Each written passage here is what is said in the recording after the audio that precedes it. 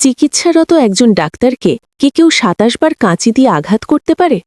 কেরালার কোল্লামে ঘটে যাওয়া এই নৃশংস ঘটনাটি পুরো ভারতকে স্তব্ধ করে দিয়েছিল।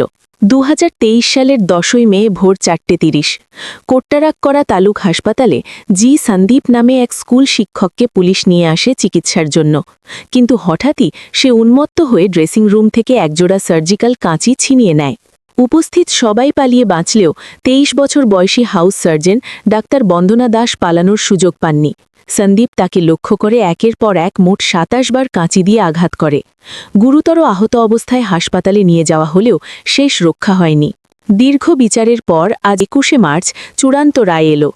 আদালত খুনি সন্দীপকে খুনের দায়ে যাবজ্জীবন কারাদণ্ড এবং পুলিশের উপর হামলার জন্য অতিরিক্ত ৩০ বছরের সাজার নির্দেশ দিয়েছে।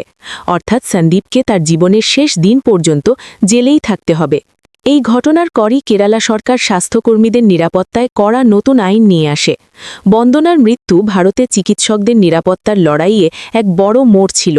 এই সাজা কি যথেষ্ট? আপনাদের মতামত কমেন্টে জানান। পরবর্তী আপডেটের জন্য শর্টস সাবস্ক্রাইব করুন।